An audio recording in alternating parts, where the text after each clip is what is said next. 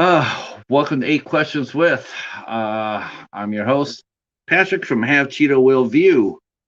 And tonight's guest is Jennifer Blanc, and she will be here with us in about 15 minutes. Uh, wow, this is going to be a lot of fun tonight. I'm very excited to bring this one to you. Um, it was very, very cool for Jennifer to agree to do it with us. Um, Jennifer is a actress. She has done many, many fine things, including Dark Angel, and she also did Everly with Joe Lynch, which I will be talking to her about. She did. She's done a lot of great things, including some fun movies that I didn't even know until I was looking at her page, and all of a sudden it's like, holy crow, she did Wrong Cops. Oh gosh, hell yeah. That is a ISC movie. Uh, yeah, I got the first season of it. I got the first season. Yes, I am rooting for the Bengals.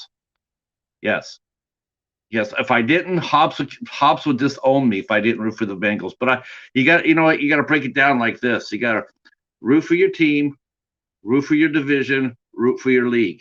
So that's how your conference. So that's how I always root.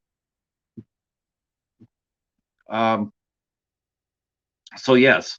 Uh, so Jennifer has done a lot of fun things. She's got a lot of things going on right now that we're going to be talking to her about. Her background is really extensive. She has been very, very busy. Um, and I can't wait to sink my teeth into this interview and talk to her about all the various projects that she's done. Now, yes, we have to say this, that Jennifer is also the wife of Michael Biehn from Terminator and The Rock and from The Magnificent Seven, uh, which is my personal favorite of his. With her, I would definitely have to say Dark Angel, and I definitely want to see her in Everly too.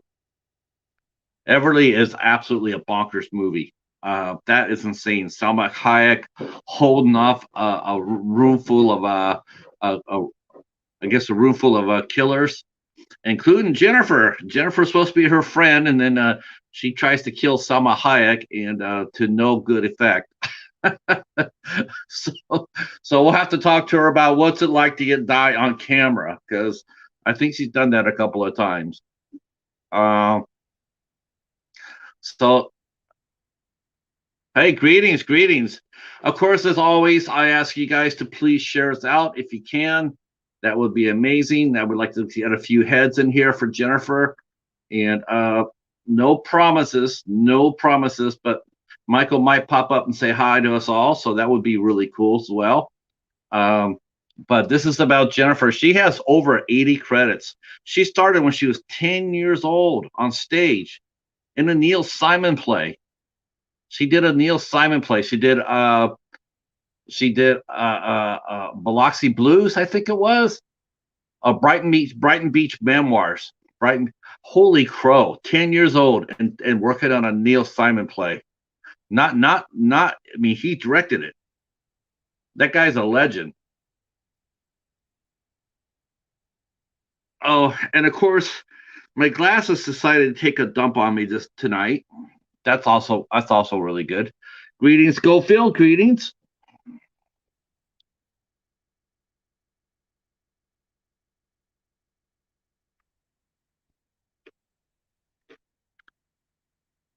Hey, Jaden. How are you? How are you?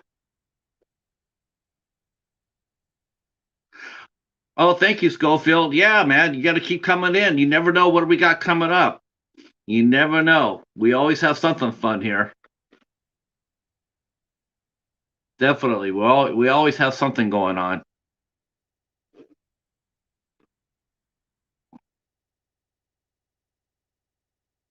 Yeah, this is going to be a fun one. I know. I know a lot of people. Hi, Yarn Barf. How are you? Glad you're here. I hope you enjoy the show.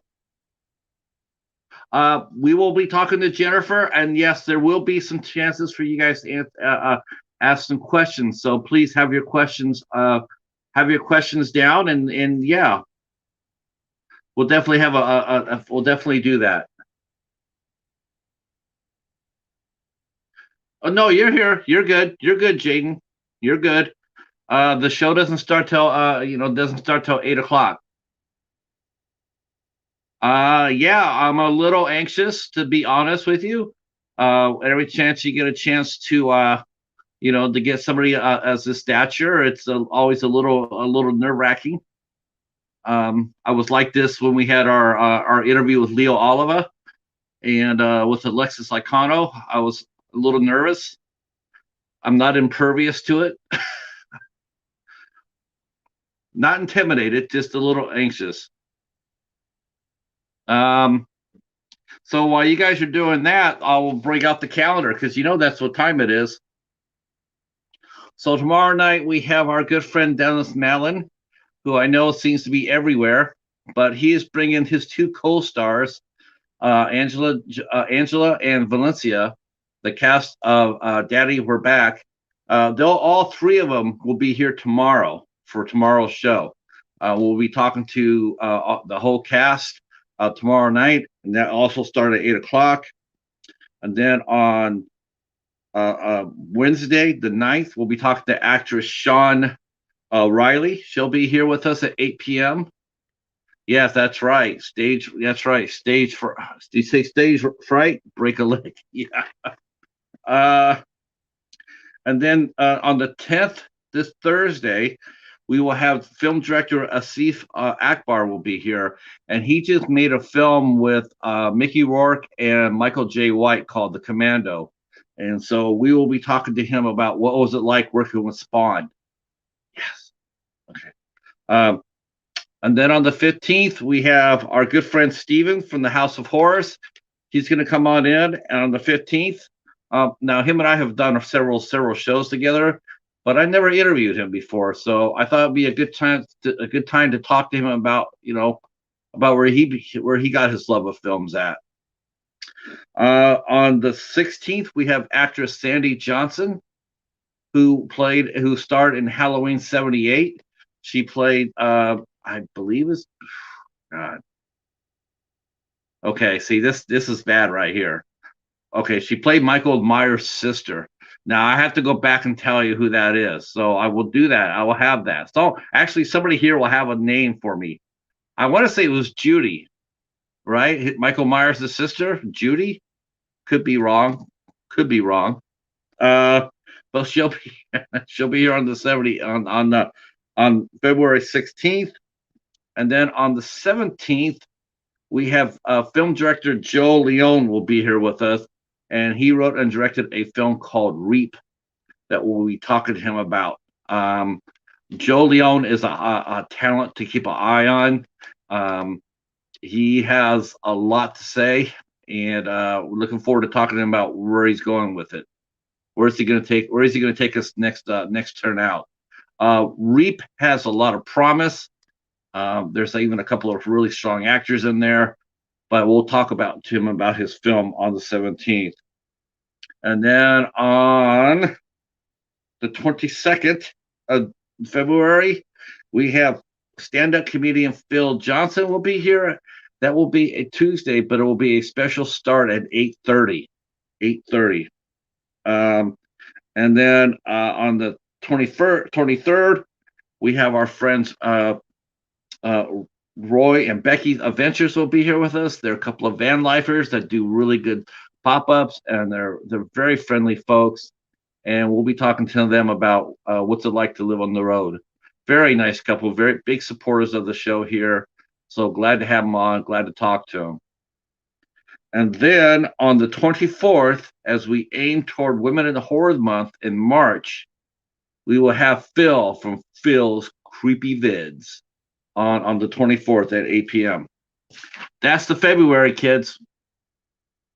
Pretty good February, if I dare say so myself. All right. You know what? I'm wondering now. I know Michael and Jennifer have starred in a few films together, so I know that. I know they did the Victim together, and I want to say they. I have to double check that. I'm not sure if they did the Divide together. The Divide. If you have not seen that movie, yes, they did do that. To do that together. The Divide is one. Wow, that movie is a punch gut. Um, It has a lot of star power in it, but man, that is a really intense movie. That is an intense movie. Brutal, brutal movie. Hey, Steven, I just got done saying every how you're coming to the show on the 15th, so you'll be here for that. Looking forward to that. Um, all right, don't forget to hit the thumbs up. And after the show's over with, what you guys can do to really help out too is also also leave a comment. That also helps the channel out quite a bit. I would really appreciate that so much. Being the cheetah, we would appreciate that so much. Um, yep, you certainly are. Well, that will be a lot of fun. Now, I can see that I'm talking too much. Man, man, she's got quite a resume, that's for sure. Holy crow. She's got over 85 credits underneath her belt. That's a lot of stuff. That's a lot of work. A lot of work. Of course, if you guys haven't connected with each other, please do so in the chat. Please do so. That'll be awesome. And she'll be here with us momentarily. They're based in Los Angeles, so sometimes they how that traffic works. If they're on the road or whatnot.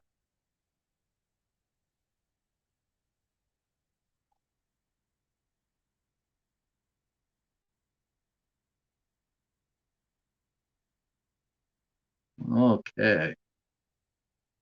There she is. All right, kids, get ready to go.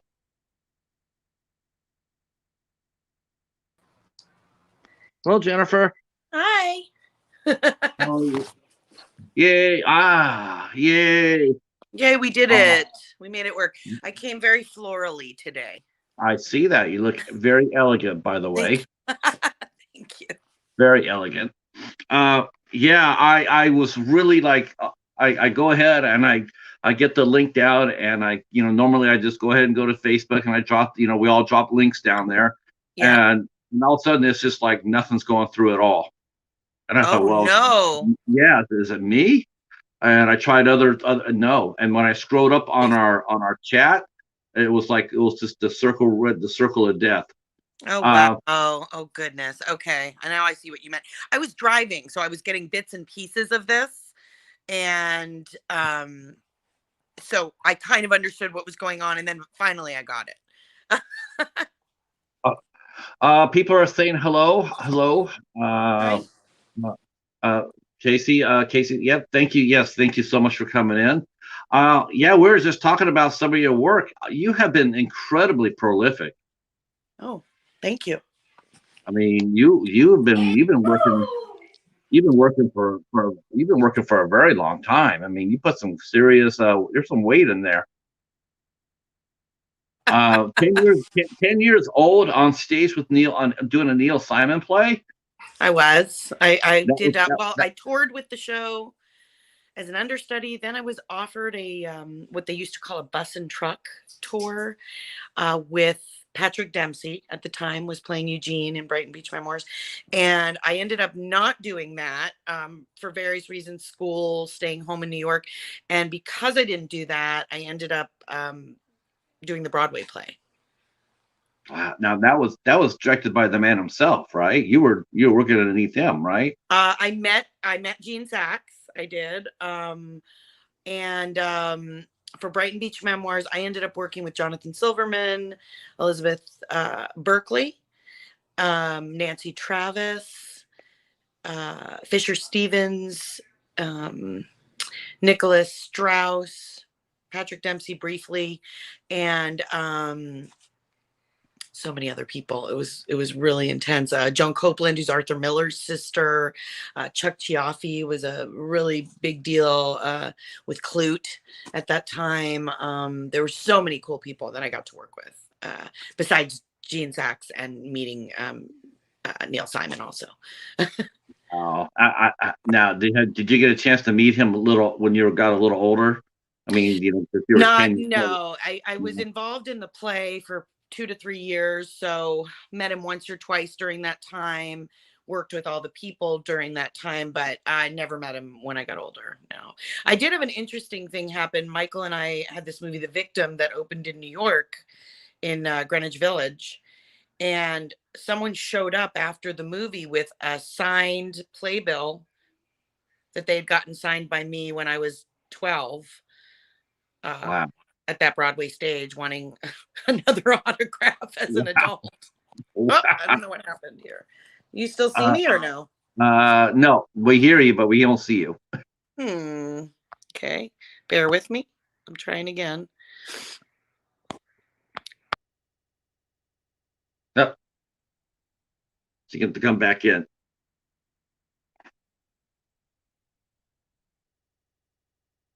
Wow. I know some of you guys might be young for this, but if you look up Neil Simon, he's probably one of the top 10 American playwrights in Broadway history. He's done a lot. He's done a lot of incredible work. He made a lot of stars out of a lot of people. He's sort of like Woody Allen without the luggage.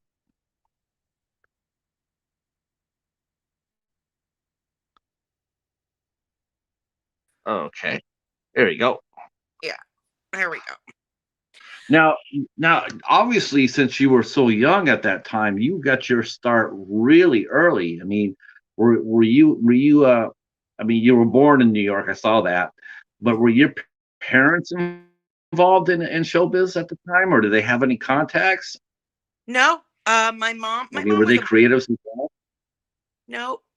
They weren't, but my mom was very helpful. I was a singer when I was a kid, and she kind of took me around, and then it kind of graduated into acting. And she was just really supportive. But she wasn't an actress herself. She was a model for a little bit when I was younger, but that was it. How did you decide that this is something you wanted to do? I mean, you were very young. Is this just something you saw on TV and you just told your mom you wanted to try it? No, I love to sing, and I started singing in like restaurants around New York City, and then I ended up taking like a musical theater class that turned into an acting class.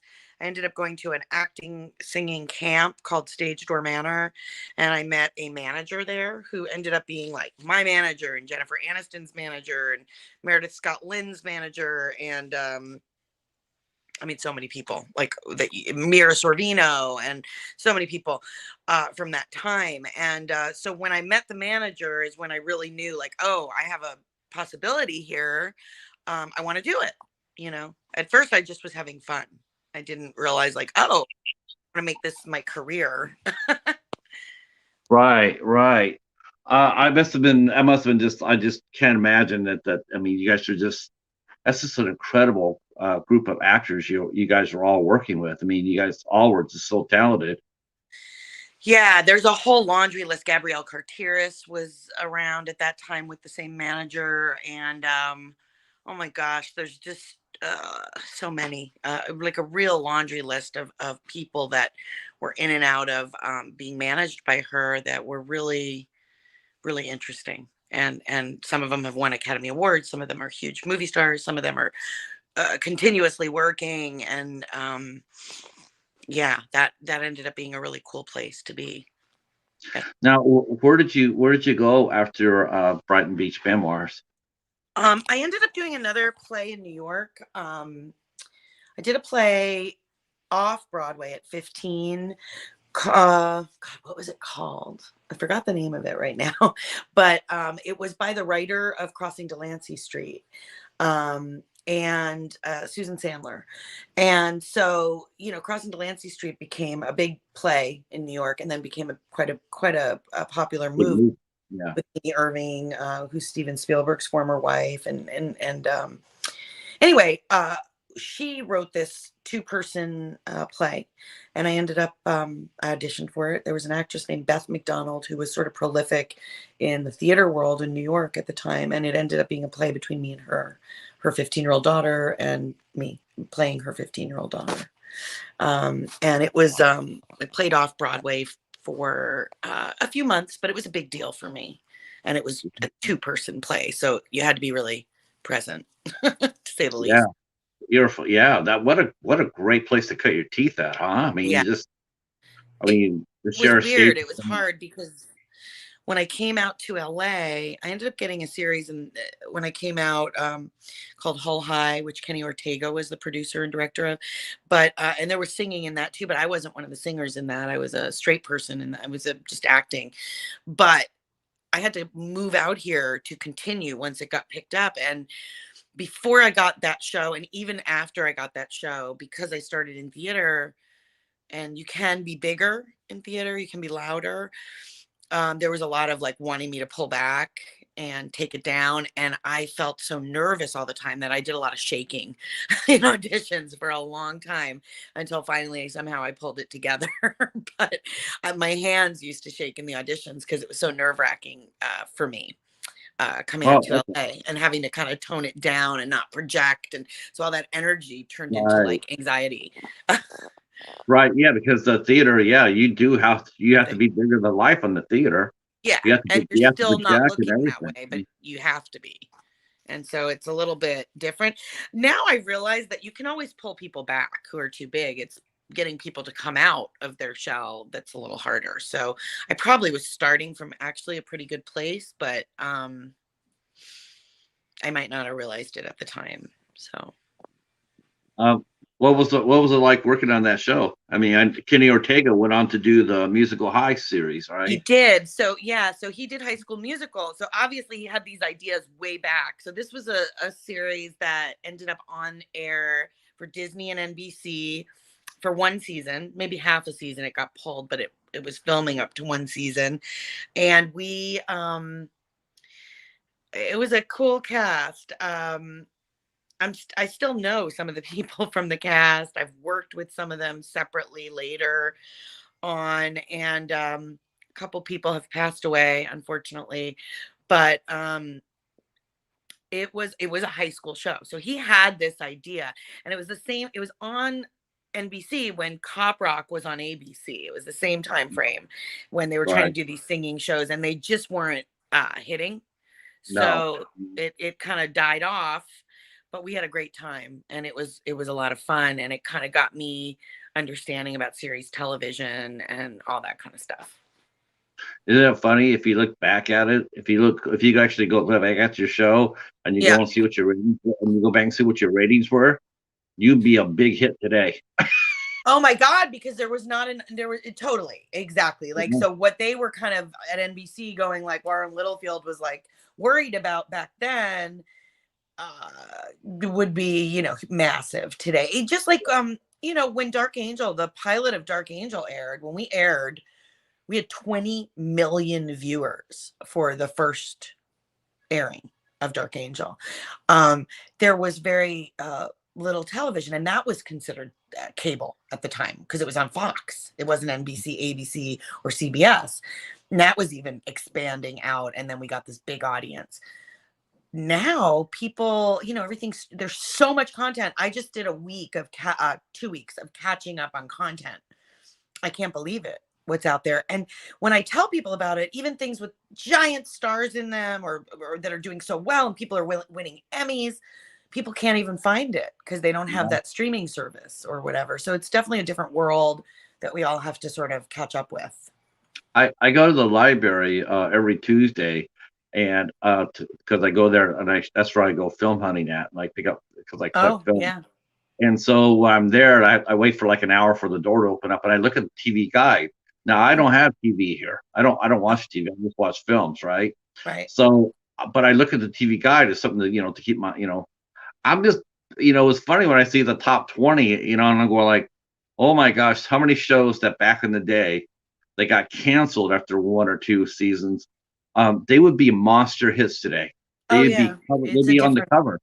yeah, it's a completely different situation because there were what was considered there were three major network channels, and then when Fox came along and it kind of blended into the major network channels eventually, but it still was considered cable or not mainstream network. And then CW, and there was another one, CW and one other one, so there were like three like that, Fox kind of being in the middle, and then CBS, ABC, and NBC. And so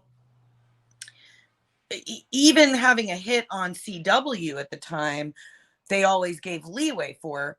But if you look at the hits on CW now, it would also be like monstrous compared to, because there's literally, I mean, there's got to be 100,000 channels or something like that. I mean, really, Yeah, there's it's so just many channels.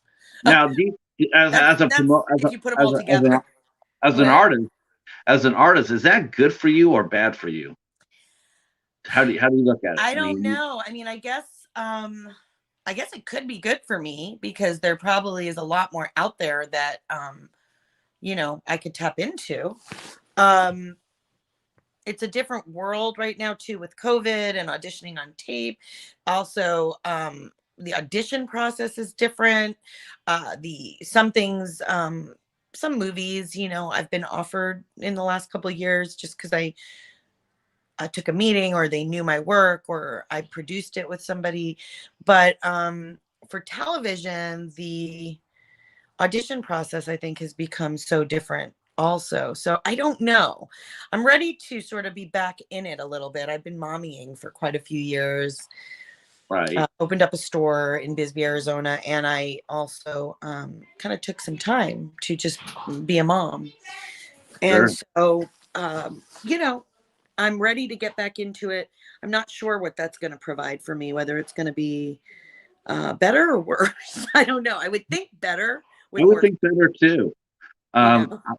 It's sort of funny that I've actually talked to a couple of actresses who have done exactly where you're at. They're coming back from a long hiatus, Mm-hmm. from motherhood or what have you, and they're Yeah. saying, "I'm going to get back into it." I Yeah. wonder what it's going to be like. Yep. I think it's going to be fine. There's so much out there. There really is. And so there's a Yeah, lot of options now that, like, if one thing's not working out, there might be something else. And, I'm open to producing, just not ever with investors anymore. So if somebody wants to hire me as a hired person to do a job and finish it as an actress or producer, actress preferably, but if they really needed one, that would be fine. But I'm never doing, I lost the love for producing. small film producing. Yeah. Yeah, And I think it does kill the joy a lot, unfortunately, for a lot of people. I was talking to another girl. I starred in one of her movies. She now owns a gem shop in Atlanta. She's thrilled. And the last movie she produced just kind of, she was never a full-time actress. She acted in some things, but she was more of a yoga person and a teacher and a producer, and it just killed it for her. And she was just like, I'm not the it's brutal. business side of it for small time stuff. For big time, it's a different story, Right. I think sometimes, do you think it's fair to say that sometimes, independent producers tend to You will give over. people a little thrill real quick. What's that? Hey, there he is. How you doing? Great. How are you doing, Michael? I'm doing good. I just drove into. I had to go to Beverly Hills to see a doctor just for a checkup. But God, I just drove by so many old places and almost everywhere I went, I'm like, oh, that reminds me of this person. That reminds me of that time that happened and this happened. And I guess you're getting old when you just drive around Los Angeles and every place you go reminds you of something or somewhere you've been before. Well, but hopefully they're all good memories, though, huh? Well, they're always. I never.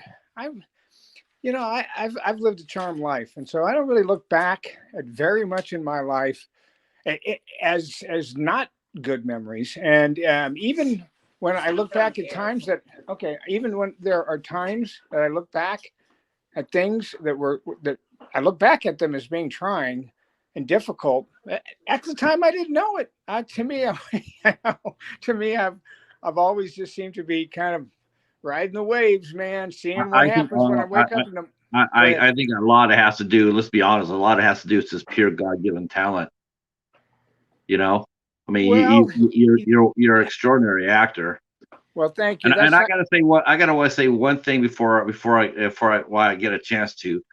But man, I just always wanted to tell you that how much I absolutely love the Magnificent Seven. I love that show so much. It's my favorite. That and The Rock are my two favorite things that you've done. Well, that's nice that you say that. When people ask me what the biggest disappointment disappointment that I've ever had working as an actor over almost 50 years now. There have been a lot of them, and most of them I shake off within like 24 hours. One that I'll always look back on, which I still think is kind of a lost opportunity, was the cancellation of the Magnificent Seven. It was a wonderful show to work on. We had a wonderful showrunner, and we had a wonderful cast. We all got together really well. The production value was fantastic on it, but westerns were kind of headed in. Then they did Deadwood, and so I can't say that they weren't doing westerns on TV anymore. But I appreciate that, and I really loved doing that show. We shot it in LA, and he has like a live audience. So everybody pick up a copy of. Oh, I just brought this in. This was in the mail today. Yeah, it's okay. What are we talking? A copy of True West this month. You can see me there with Dashiell. That's the entrance, but there's a whole thing about Doc and Johnny Ringo, and Michael and Jim Anderson wrote an article. That's okay. It's basically an article that True West is running this month and next, which is about the original script of Tombstone, the Kevin Jarre script that was 140 pages, 143 pages, and what was cut and what wasn't cut, and was it a classic, and blah blah blah blah blah. And it's kind of fun. That's definitely a classic. I mean, gosh, yeah. That's no doubt. There's not even a doubt about that. I mean, I'm curious. What role do you real quick? What role do you get noticed for? Do you get noticed more for Johnny Ringo or for Kyle Reese? Well, I don't get recognized very much anymore, just because it's 30 to 40 years since I played some of those roles. But for a long time, I was getting all the attention from fans and people that knew movies to a certain extent, knew of the work that I had done. It was always the Jim Cameron stuff. It was always Terminator and Aliens. But over the last 10 years, I would say that, when I go to my grave, they'll probably say, yeah, it's the guy who played Johnny Ringo, not Kyle Reese or not Dwayne Hicks. It somehow, it's just grown over generations almost, where, we made it came out in 93. So what's that, 30 years or whatever. Yeah. So there you go. Wow. Well, you and your wife you guys have done a lot of things together, like The Divide. Man, that's a good movie, but it is dark as hell. Yeah, my son, who's over in drama school over in England right now, just asked me to watch a movie which I watched the other night. I'll ask Jennifer the name. I always forget the name of it. And it's dark also. But The Divide. The tough thing about The Divide is not only is it dark, but it's got a downbeat ending, and it's just very, very difficult. But some great performances. Milo Ventimiglia and Yep. the other kid were just absolutely at the top of their game, I thought. And we're, that was so, and it was a lot of fun to do. What was the movie that I asked you to watch that you freaked out about? Oh, I couldn't watch what's it. it called? Don't watch it. What's it called? Nightingale. It's called Nightingale. Don't do it. Oh, And at so the IFC midnight film. Jennifer Kent did it. yeah, that's who directed it? A woman? Yeah, she did the Babadook. Say that again. She did the what? She did the Babadook. Okay, is she? But she. This is the one about the woman who's out for revenge for. Yeah. Have you seen it? Have you seen it?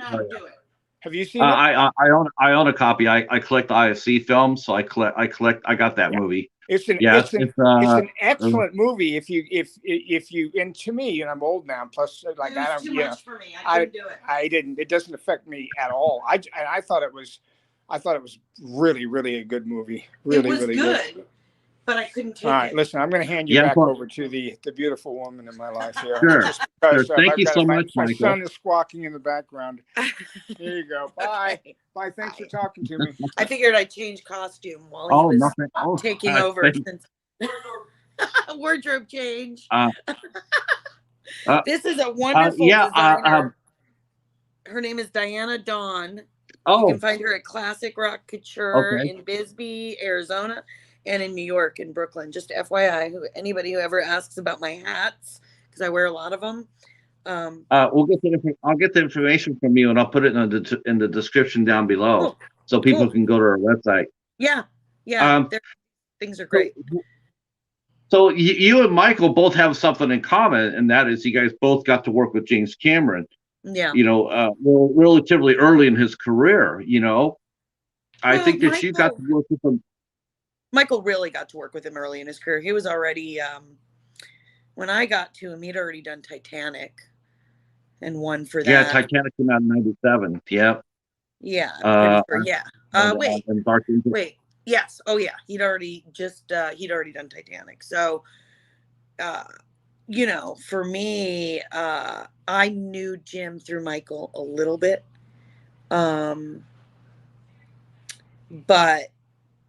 And I still do.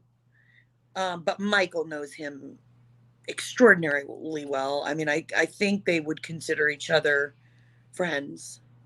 And I know Michael always says, he got a career, because he met Jim Cameron. And, that is probably true because he had a career and he had, jobs, but Jim Cameron really put him on the map in a few different movies.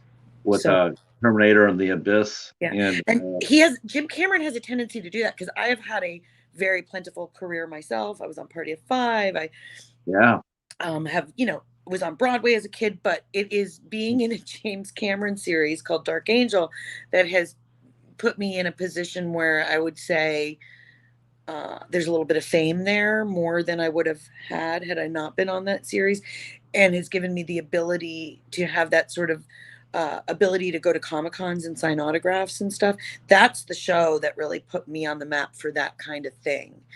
He has a tendency, I think, to do that for and with people. He sort of put them on the map, so to speak, whatever fashion that is. What? Even though he hasn't really done a whole lot per se. I mean, he picks his projects very carefully. Yeah. I know he's doing Avatar 2 and 3, but his reach has been enormous. It's enormous. It's very much like Steven Spielberg or Alfred Hitchcock or anybody else or any one of the greats. I mean, once you work for him, you're part of that tree. You're part of a little bit of a family of and he's never going to do a television. I mean, I can't speak for him, but my guess is he's never going to do an episodic television series again. I don't think that was his style. Of course, I'm on a live interview speaking for him, and he might surprise everybody.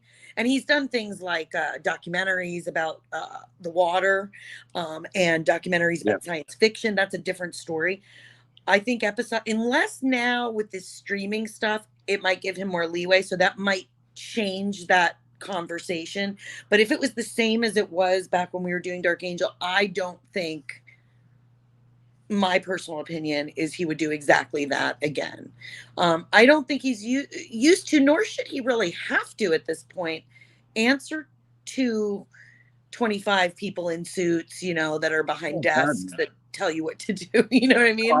I think you should just get a, the only thing is those, like, now, back when Titanic was out, and even Avatar, Yeah. the landscape has changed. It's changed so dramatically. Yeah. Now there's not just a finite amount of people watching. Now it's global, and so Yes. the risks are bigger. I mean, Yes. the slice of the pie is going to be a lot smaller than it was That's when the thing, Avatar yeah. and Titanic came out. Yeah. It's So just he weird. probably really wants to, my guess again, and this is not a conversation I've had, but my guess is, probably really wants to focus on what he wants to do. I would think. Let's talk about what you want to do. What are you looking for? I want to talk about I think I you. want to do another TV series. I like drama though, or comedy that is one camera.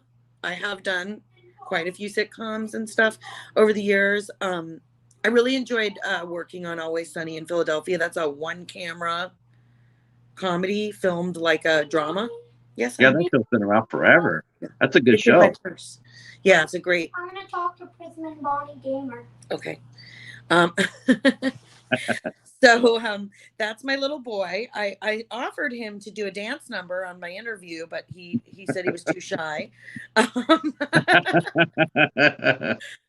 Oh, you're not too shy, are you, Dash? He ran out, so we lost him. He is. I'm sure if you do follow my Facebook page at all, which you said you did. Yeah, I was around when you were pregnant. Yeah, he's You and seen I some were of his talking back dances. then. They're very eclectic. Yeah, Dash is his own person, that's for sure. Definitely. We're trying to help him navigate that so he doesn't lose any of that, but can also, not get into too much trouble along the way. Obviously, this may seem like a really weird question, but did you have any regrets at all about taking your break when you did? Was it something that you and Michael had talked about? You going on hiatus and having Dash and no, I don't have any regrets about it, because I think it gives me a fresh, clean perspective and a fresh, clean start. When this all happened is I got pregnant, and I had a lot of these little movies. Michael and I did The Victim together with a group of people. And then I got involved in all these little movies, trying to do them. And I did them very successfully in the sense that they got distribution, but they were somebody else's stories. And there were a lot of limitations. And I ran into all kinds of issues and problems and personalities and things that I think I needed a minute and a reset to kind of really figure out what I wanted to focus on next. Yeah. Right.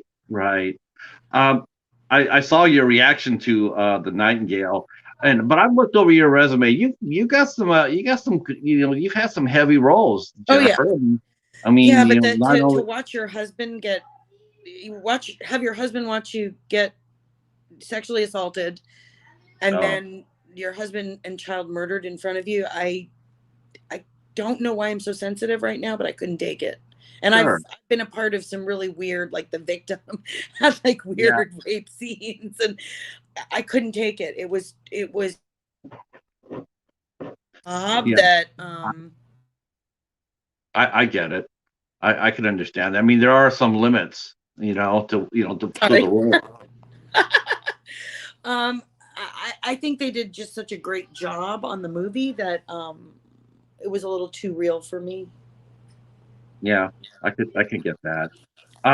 One thing I was going to ask you about too, though. I mean, you did The Divide and you did The Victim, but the one movie I'd like to talk to you about is Everly, because I absolutely love Joe. Joe Lynch is my hero. Joe's a great guy, and Joe. So that was one that Adam Ripp, who produced it with Joe, and that whole group, Adam's an old friend, and he kind of came to me and said, you're in and out of Europe so much. We're doing this movie here. You want to do this? Why don't you and Joe and Joe had seen some of my work before, and he seemed kind of down and into it, but he wanted to sort of have a phone call about it. We had a Skype call. He was already there in Serbia. And then he said, okay, I think you should do it. And so that was one of those things that was just like awesome. And then I got to meet those wonderful girls like Gabriella Wright, and I knew Selma from before, but I got to re-meet her. And work with Joe, who is a lovely, just a lovely person and a wonderful, fun director. That's the word I think about when I think of Joe Lynch. I think of fun. Yeah. I mean, he's done so many. He did Mayhem. He must have did Mayhem not that far after he did Everly. I think it was very soon after, and he's fantastic, and I'm happy for him. I loved everything about the whole experience. And sorry, I get up at 5 a.m, so sometimes it just hits me at these very early hours. So forgive me. I'm still here with everybody. I'm not going to fall asleep, I promise. But Joe is. I have nothing but good things to say about Joe Lynch. He's just he's a true cinephile. He literally, as everybody probably knows that does follow him, because he reviews movies, talks about them, watches them all the time. And he's just a cool guy. Yeah, him and Adam Green. They also do the dog rescue. They also do the dog rescue show.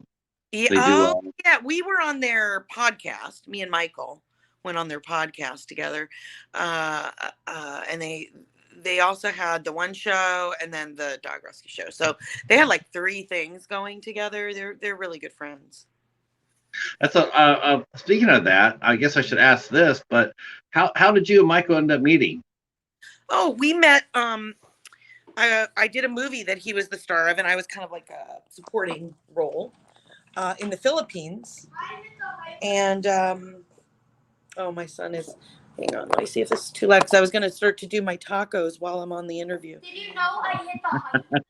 I'll do it after. Forget it. It's too loud in there. Forget it. You're gonna make tacos? I was going to make tacos on the interview. I thought that would be cool. It would be. But it's too loud. That's straight Food Network right there. Right. I mean, I just thought that would be so cool. I would have to send everybody out, though.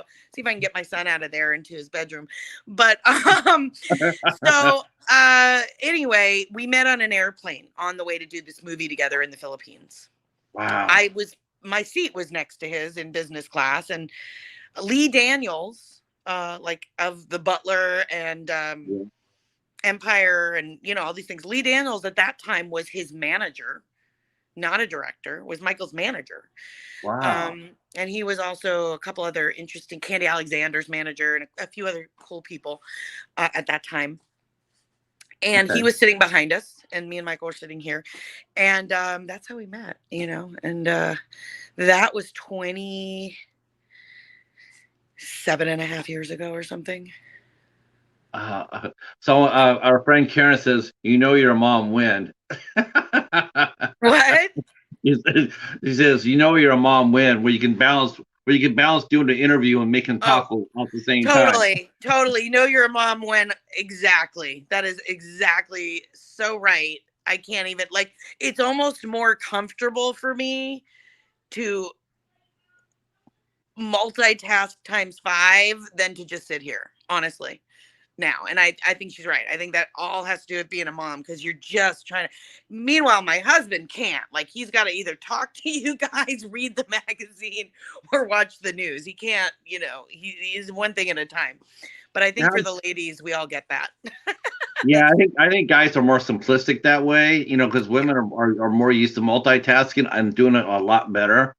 I mean, I'm a male, and I'm telling you that straight up. I admit it. Yeah. I think it's a thing for sure, but yeah, I mean, I thought, okay, I'd start the tacos, keep it all going, not make anybody upset, but it was a bad idea because there was a lot of activity going on out there. Do you love to cook? Do you love to What? cook, Jennifer? Do you like the book, I Cook and really Bake? enjoy it, but I'm not great at it. I'm good at a couple things, you know. Michael and I are really into this new thing. We have a girlfriend. I have a girlfriend here that she's had a lot of health things come up, and she started doing this guy, and everybody's welcome to go on YouTube and find him and just listen to him. That's what we've just barely started doing. But my girlfriend Joanna, who her son and my son are friends, and she started doing this thing called the listening to the medical medium. He's a really interesting guy. You can find him on YouTube. A lot of people in Hollywood have listened to him, but so we're very gradually starting to get into his way of thinking. Right now, we're in a phase where we drink lemon juice in the morning, like down lemon juice in the morning, and some mornings I've been doing a full thing of celery juice as well. Well, So I was drinking there for a minute, and I have to get back to it. But I was drinking like lemon juice and vinegar, apple vinegar. he doesn't believe in the apple cider vinegar, but a lot of people do. And I can't quite give up my vinegar yet. I love vinegar, and it's good for, it is good for you. His whole thing though has to do with like the liver, and that most disease or viruses all come from deterioration of the liver, not just like, out drinking and stuff. Just there's so much more to it. And he's Right. not necessarily wrong if you think about it, because that's such a big thing for proper function. But we're taking it slow. Our lemon juice is the big thing in the morning. It's like this giant jug of lemon juice. So we get to eat our tacos tonight. I'm trying some grain-free taco shells for me, not for Michael. We'll see how it goes. I don't know if I'm gonna like that. He's You guys are adventuresome. Yeah, we're doing we did grass-fed beef, and so we're trying to do everything a little bit more organic. I mean, not to be hippy dippy or actory, but truthfully to get away from the hormones a little more in the process stuff, because Oh yeah, no, I programs agree. miss all that. They don't do all that there. Things go Yeah, bad. no, I was just having the same conversation with a friend about we're talking about the food out there, and it's like it's all steroids, it's It, all full of it, junk, and it's it's just not like good for you, steroids. no, it's not very good at all. Yeah. You know what? It's funny. We were talking about Nightingale, Mhm. and that's an IFC Midnight show movie. I didn't You know know, that. I did not know uh, that. I just guessed on that. I just like looked that up. Not that I like IFC Midnight films very much. Right, but Which we had which will which will get me the reaction in the chat that I'm looking for, because they'll be start laughing, because that's all I am. I have actually one of your films that you did that was on IFC, and wha- you did a movie called Wrong Cops. I did. I forgot that Yep. that was IFC. Cops. I love Ron Cops so much. I love Quentin Dupuis, and he's a fantastic director. I wanted to work with him so badly, and I got to. I had other friends that really wanted to work with him, and then honestly, when Trump became president, not to stir any feathers with anybody, but that's when he packed up and went back to France. So No, I don't blame him. I don't blame you him at all. Yeah. that's just what happened. I'm not stating my political position, which probably a lot of you know anyway. Um, Yep, but I do. he packed up and went back to France. He was like, I can't take it. I can't take it. So they were just gone, And he is a huge DJ over in France. I don't know if you guys Yeah, know. yeah, He's called Mr. Wazo. yeah. He's Guys, big. Mr. Wazo, and all the music in his movies is his DJing. But anyway, he did Wrong Cops. He did Rubber. He did Rubber. Yeah, that's The other that's one. that's a bonkers movie. That was a bonkers movie. I know. Wrong Cops too, though. Like, I got really close with Mark Burnham. We ended up putting him in Hidden in the Woods. It was really cool. I thought what Marilyn Manson did in Wrong Cops was incredible. I thought he was great. And my stuff I thought was really fun. I got to work with some really cool actors and comedians, and Daniel Quinn was the neighbor that was in the trunk, and we became really good friends off of that movie. And I put him in a couple of my little movies that I was producing. He ended up passing away a few years ago, but if anybody wants to look up Daniel Quinn, he's a great actor, and he did a great job in Wrong Cops, and that's where I met him. And that was the one sad, bittersweet thing coming out of Wrong Cops is that one of the lead guys, he ended up dying a few years back. So, but he had an I, enlarged heart and he didn't know it. So I everybody have a get your check. question. I have a question for you. What, Yeah. how do you prepare for certain roles, Jennifer? I mean, for a role like Ron Cops, which is a nice comedy. I mean, what do you like best about, how do you prepare yourself for a comedic role versus, say, a dramatic one or one in science fiction or what have you? It's hard to say. I think you really have to play the truth of the moment. And if it's really, truly funny, oh shit, my son is screaming. If it's really, truly funny, it will come through. Um, so I think for me that, the truth of that, I'm just laughing because my son is truly screaming. The truth of that moment of, everything that neighbor girl was and is, it was just funny in itself. I mean, she's having an affair in the car with the police officer next door, right in front of her husband, and he doesn't notice. And he was hilarious. I mean, Right. you just have to play the truth of the moment. You can't play anything else except exactly what's written. Because it was so perfect, what Quentin wrote in all of these movies. It so perfectly obscure and insane, really. When you're doing something like a movie like Ron Cops, is it pretty commonplace for actors to try to get the other one to break character to make It's them laugh?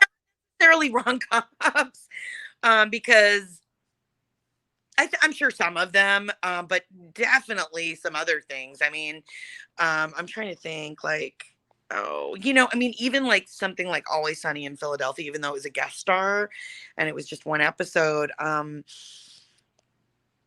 The coolest thing about that is they let us improvise through that, and people were laughing and stopping and starting, and then those boys would run out and be like, okay, keep improvising, we're gonna write it now the way you guys did it, and all this stuff. And people were cracking up. I mean, how can you not crack up when you're fighting with Danny DeVito on screen, and some of these people are just so ridiculously funny, you're gonna crack up. And Ron Cops, on the other hand, um it's shot truly like a movie as opposed to like a TV series. So like, you're in these little moments and you're really just there, sometimes just you and your close up, and the other person's not even in there. So it's not always the same as when as in something like more of a sitcom, you know? I think doing a comedy movie is a little bit different than when you're doing a comedy TV show, even a one camera comedy TV show. Because you have to walk both sides of it, and there's part of you as an actress, you're sitting in there and you're doing a role where it's funny, and let's say you want to be a little mischievous and you try to make your co-star crack up, but then again, then on the other hand, when you're a producer, you're You know, sitting there and going like, I don't want to really necessarily see that because that's it takes time when people laugh and then you have to yeah. stop. You have to. So I guess it's a tightrope. It is. I mean, when we were doing the little movies that I was doing, I mean, we kind of cracked each other up a lot. Especially if we already messed up, then you kind of just go for it. So yeah, there's a little bit of that. It really depends on the situation. It just completely depends on the situation. Uh, so let's go to the other side of the coin. Is how do you prepare for a dramatic role? I mean, do you ever run lines with Michael? Do you guys ever work off each other to help you prepare for a role? Oh yeah, yeah, a lot in the past, a lot, a lot in the past, yeah. And Michael is a great coach and teacher, and there's a lot to be learned there from him. And I think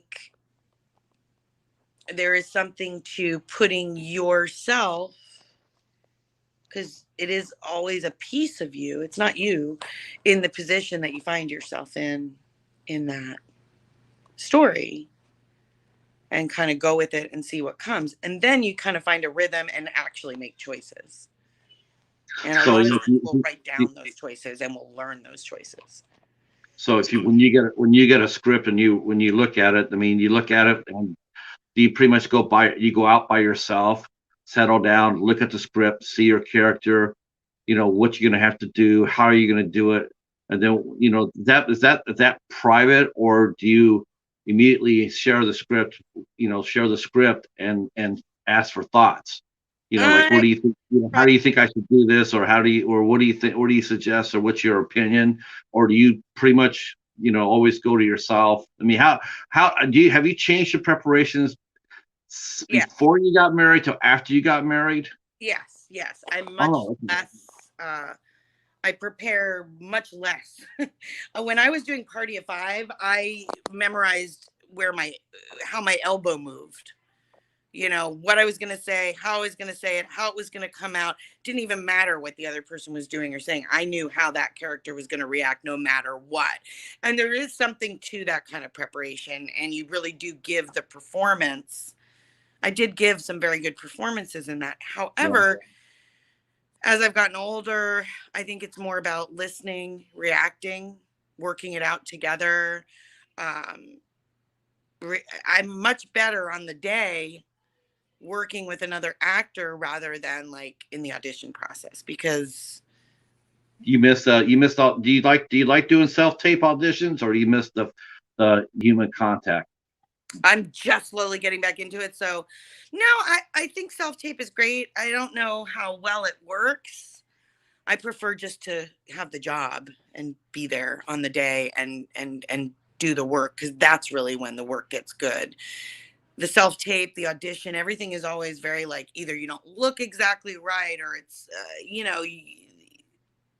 the depth of field, or even on the day in person, sometimes you're nervous, there's 11 people sitting there, you're not comfortable. If you get the job, or that's when you can really turn it on. Unfortunately, there is that other process beforehand that you do have to go through, that I've gone through many times, and it can be very trying. It is. Yeah, I mean, some certain roles, you just think that, honestly, you just really think that your manager or your booking agent should just, like, this is a slam dunk. You got a very good actress, with a lot of great credits, a track record of hard work, and sometimes I just think that I think it's sort of insulting in a sense to make someone of your caliber to have to audition. I mean, there's certain actors that don't have to audition. It's like, no matter what, because of their track record. But they're very far and few between. I mean, even people like Winona Ryder have had to audition. I mean, just there's so many people that still have to go in and do a reading, and it's kind of mind blowing how many do. It is. There are a few, but it is very few. There are lots of very famous people who still sometimes have to audition, or take a meeting, or take an interview, or convince somebody. So I shouldn't, and I don't take that kind of stuff personally. It's just a harder process. I'm not as good at auditioning as I am at doing the job. Right. And that's the problem. And so I wish I could skip that a lot. Right. Yeah, no, there's athletes that make like their own shows. It's very much like athletes. There's some athletes that they say that he's not a good practice player. He's not a good practice player. Doesn't practice very well. But right. You get him in the game, and he's an All-American. Yeah. So yeah, I get that. I truly do. A little bit like that too. Yeah. He's not a great auditioner. He doesn't have to audition quite as much. Every once in a while he does. A lot of times he does get offers, but he does sometimes have to go in and audition. Sometimes he'll turn them down, or sometimes he'll turn down the offers, because a lot of times he has gone like, okay, I will audition for that, because I really want to show them that I can do this.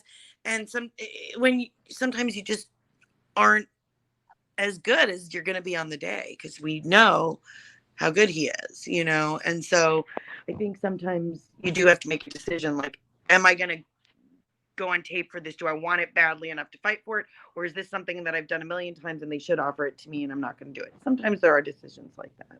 Like, did Michael have to audition for the Mandalorian? No. Oh, no. I didn't think so. I didn't think so. No. That was just, totally- yeah. He was kind of semi-retired at that time and just kind of like, he just wasn't going to say no to Dave Filoni and you know, would you want to do a show like that? I mean, would you like to do it back? Would you? I mean, you mentioned doing comedy and doing drama, but I mean, you know, if you got a chance to do some science fiction, you know, would you go back to try doing that if you wanted to, or would you rather? Yeah. Because I consider that drama too. Yeah. One thing I wanted to talk about, I wanted to bring this up because anybody who's listened to my show has heard me talk about this quite a bit, and but I gotta just tell you right now that when it comes down to promoting oneself, you won the trophy. I have never seen an actress of your caliber promote as well as you do. You are like you are like one's loved ones. you're like a musician with his first band playing before their first show. They are so fired up. They tell everybody and their family, their workmates. I mean, they're on fire for that first show. You're like that too. You're like that all the time. You're promoting yourself. You're promoting Michael. I mean, this is stuff that you don't see. This just amazes to me. It's one of the things I have utmost respect for you, Jennifer. Is that is the one thing that's more than anything else that you know, besides your acting. I mean, you know, obviously the roles you play, but that's the one thing that really caught my attention is how ferocious you are at it and good at it. I think that is what gives you an edge over a lot of actors because you promote. I mean, they just don't seem to get it. The landscape has changed.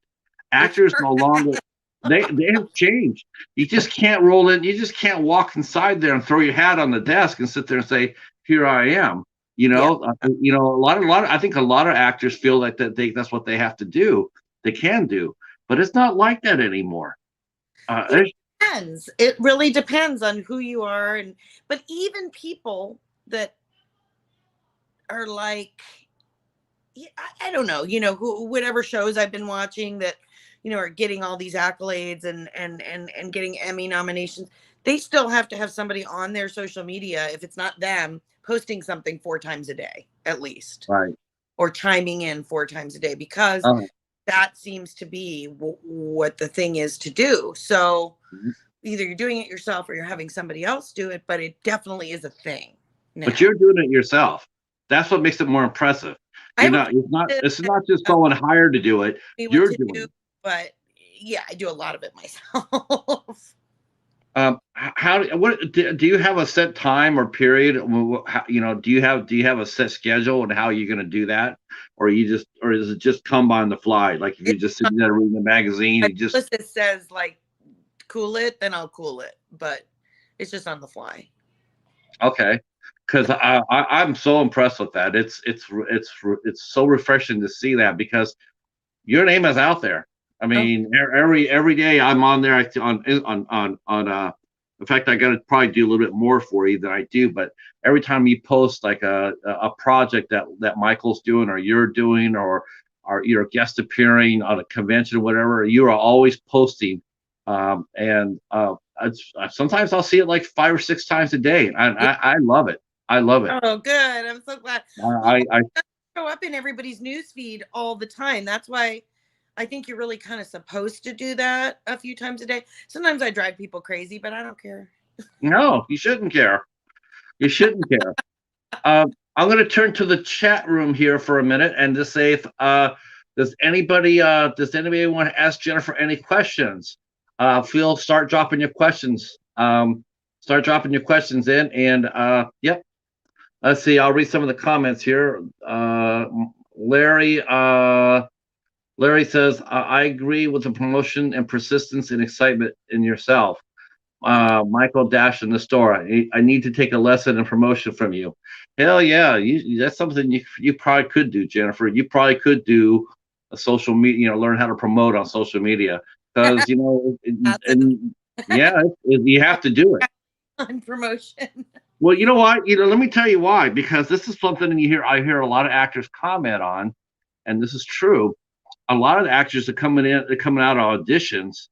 They're coming out of auditions and they're shaking their heads because when they're inside there, one of the things they're asking us some questions. It's something you would never think about is, well, what's your social media presence like? It's pretty crazy that they even ask that now, which they do. Well, you know what it is. Yeah, it is and it isn't. I mean, because it is because no, honestly, they should be hiring professionals. This is what they do for a living. Hire professionals. Don't hire a personality. An Instagram person gets hired for movies now. Yeah. That's crazy, but it is what it is. It's what's happening. But here the reason why they're doing it is because they're saving money. Because here they are, instead of spending an extra $500,000 or $1 million on ads, instead of doing that, they hire a Instagram performer, and they come back and they she bailed. Oh, she's there. Are you there? Oh, hold on here.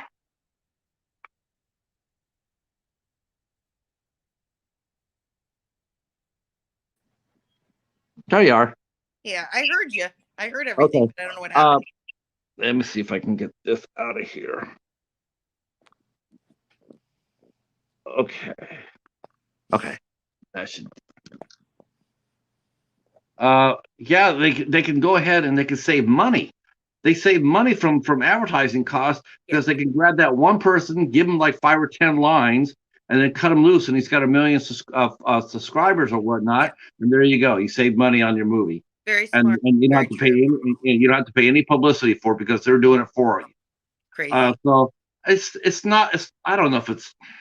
I don't like it, but at the same time, it's like it is what it is. It's the new now. And you got to get out there and it's because like, I asked you, one of the first questions I asked you was, is today's landscape good for you or bad for you as an actress? Is it good or bad? And the thing about it is, yes, it's good because there's more work. Yes. You have all these streaming services and whatnot, but it's also bad because now there's more competition. It isn't just the same, 20 faces you're seeing on an audition. Now you're seeing like 100. And That's true. It makes it tougher, I think. But you're on top of it. You promote yourself. People know who you are. You don't give them a chance to be, not to be seen, and that's important. That's true. And as you talk about the internet, what happened with Colin and Sophie? Hi, Colin, Sophie. So that's true. It's just I'm back at your base. It bothers me a little bit because I'm still a little old school, if that makes any sense. Yep. I've decided to start multitasking. Okay. Are we back to tacos? We're back to tacos. This is Cowboy right here. Oh, Cowboy. Oh yeah, I saw him yesterday. You saw him yesterday, yeah. Or I saw the results of Cowboy. Yeah. Yes, that's right. Yeah, so we're back to some tacos here. We've got a kid while you were talking about internet presence, I have a son that, does his own little YouTube stuff. He's always telling people to swipe up and swipe down and, all the things that he sees. He watches these gamers that play games on YouTube, and they've got millions and millions of followers. And they're just YouTube personalities that play games on YouTube. And my 6-year-old loves them. So hey, I don't get the idea of just sitting and watching somebody play. If I do that, I have to play. I want to play. I know. If I'm sitting there watching someone play Madden, I want to play. Dash, you wanted to bring that into your room? He said no. How about this then, Jennifer? What is really what performers or TV shows or movies have impressed you in the last couple of years? Have you seen any movie that you would Oh like to yeah, have done? I've just watched a couple TV shows that I really really liked and would recommend. Michael and Michael's listening to music out here. So hang on, excuse me, I'm gonna sneeze. 1 second. Excuse Okay. me. I may be wrong here, but I definitely think this is the most charming interview I've done yet. This is You've got actually like good. the whole family thing going I, here. I absolutely love it. I think everybody in my chat here is just absolutely. Casey's throwing up tacos, throwing tacos up. Yeah, Uh, I'm starting oh, with that. But so Yellow Jackets, loved it. Loved it. I watched it top to bottom first season. Also, Tell Me Your Secrets. So Tell Me Your Secrets is on Prime. Yellow Jackets is on Showtime streaming. And I loved The Morning Show and The Shrink Next Door. That's my group right there of TV shows for you. I've heard And about Yellow Jacket. I think that's on Showtime, right? You said Showtime. Yep. good. That means it'll get a home release. That's the I also difference. watched Dope Sick, which was amazing. That's the difference between some shows like that come out on Paramount and Disney. You know, Disney Plus is not that good. Neither is Netflix, but Paramount will release it on home release, so Yes. I'll be able to see it. Well, Netflix has that movie Don't Look Up, which I thought was quite interesting. I liked it. There was another one I saw. I know. I thought Mass was a really good movie. I don't know if you saw Mass. Yeah, I want to see that. That's a heavy subject.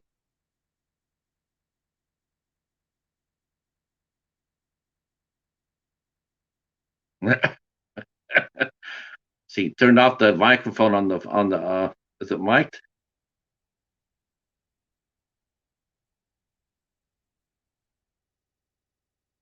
Oops, I think we lost her. She'll figure it out though.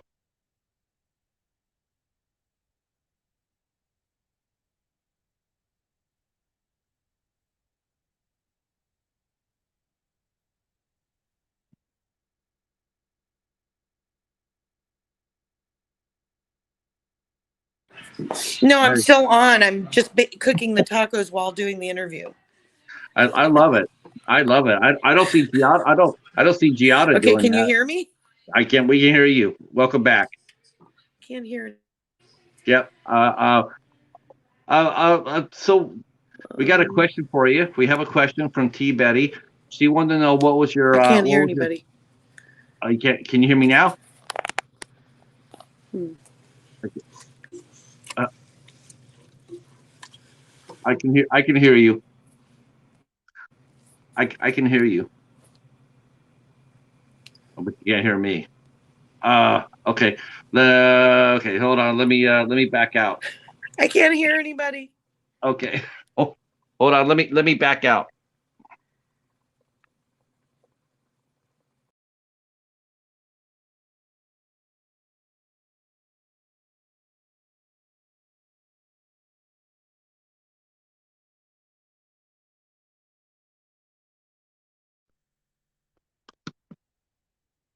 Okay.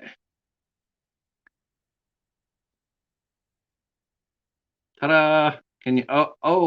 Okay. She had the same idea. Uh, I hope we get her back. If you're hearing this, Jennifer, come on back. Let's see. Yeah, I've heard about Yellow Jackets. I heard that's supposed to be very, very good. Let's see. Let me see if I can tell her to come back. Come back. Come back, Shane.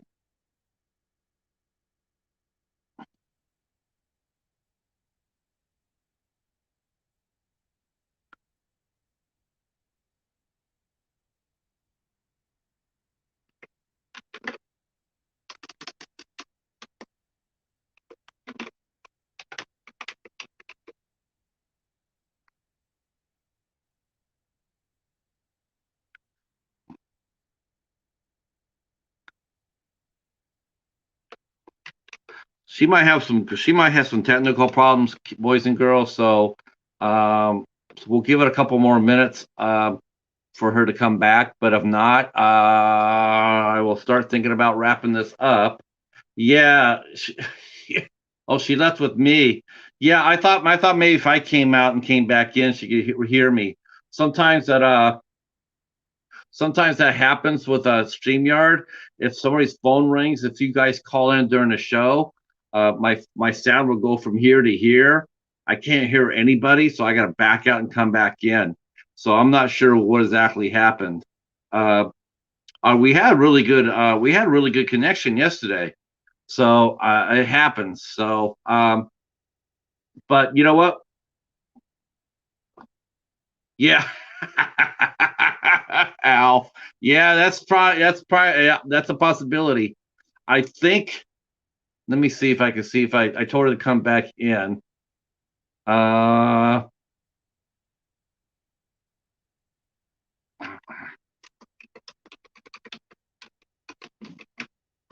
Yeah, let me see if she gets this all right.